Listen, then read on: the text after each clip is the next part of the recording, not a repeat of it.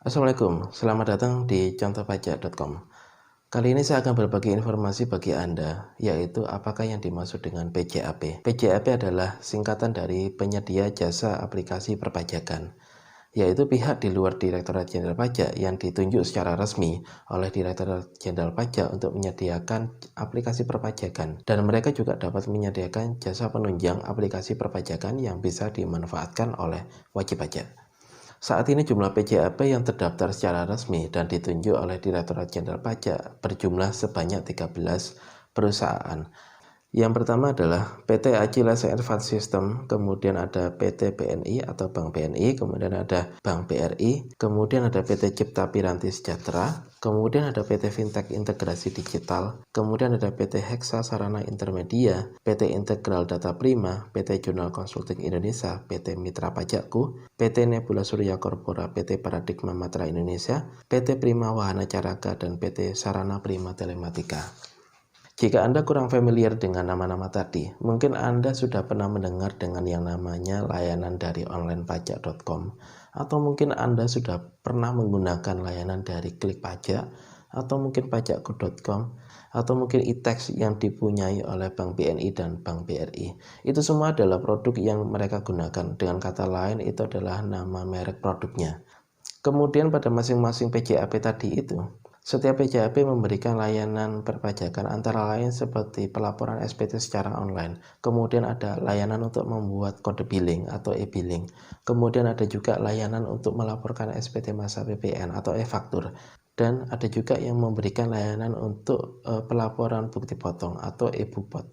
Mana yang harus Anda gunakan? Anda bisa menyesuaikan dengan kebutuhan dari perusahaan atau Anda sendiri. Anda ingin membutuhkan layanan seperti apa dan sebatas apa?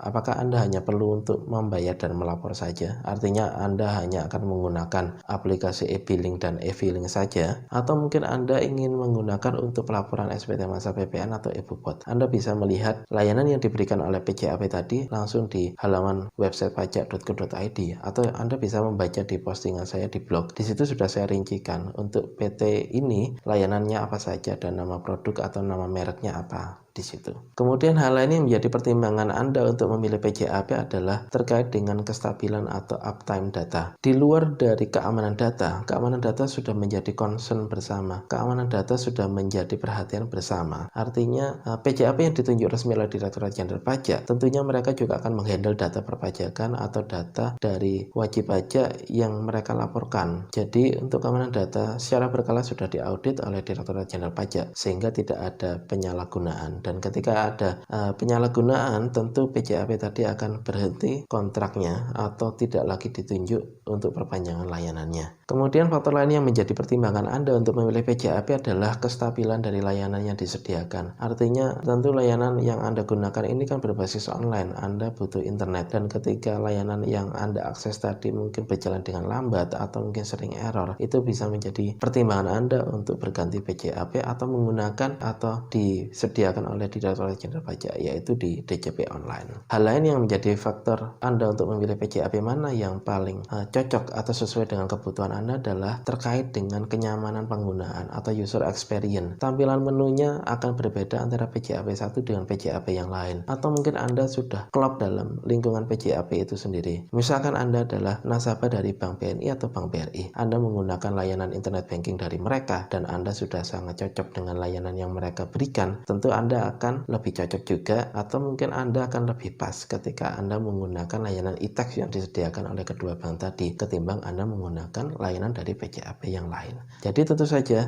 mana yang paling baik di antara 13 PJAP tadi itu adalah pilihan Anda. Saya tidak bisa merekomendasikan mana yang paling baik, tetapi mana yang lebih sesuai itu Anda bisa melakukan survei atau Anda bisa bertanya dengan customer service mereka tentang kebutuhan perpajakan yang Anda ingin lakukan itu apa saja, agar mereka juga menyediakan atau menyesuaikan layanan yang bisa Anda pakai. Sekarang pertanyaan terakhir, apakah layanan PJAP ini lebih baik daripada DJP online? Ini menurut saya sendiri ya.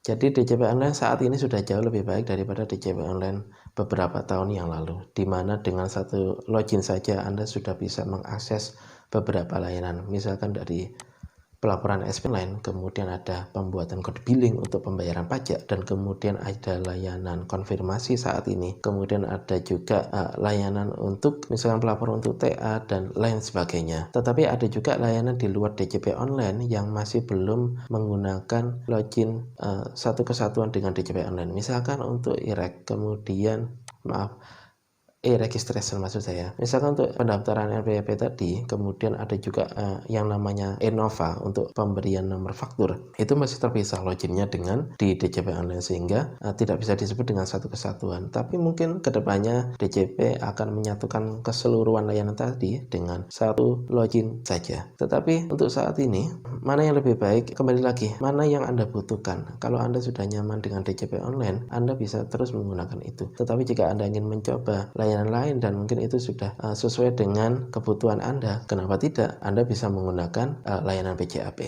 Oke, terima kasih Anda sudah menonton video ini. Semoga video ini dapat memberikan informasi yang bermanfaat untuk Anda. Jangan lupa untuk subscribe di channel ini, kemudian berikan like jika Anda suka dan dislike jika Anda tidak suka, dan jika Anda masih bingung, Anda dapat menulis komentar di bawah terkait dengan PJAP atau mungkin pertanyaan lain terkait dengan perpajakan. Jika saya bisa, saya akan menjawab pertanyaan Anda, atau mungkin di antara pengunjung ada yang lebih tahu, silakan untuk berbagi pengalaman dan solusi. Terima kasih. Assalamualaikum warahmatullahi wabarakatuh. Salam.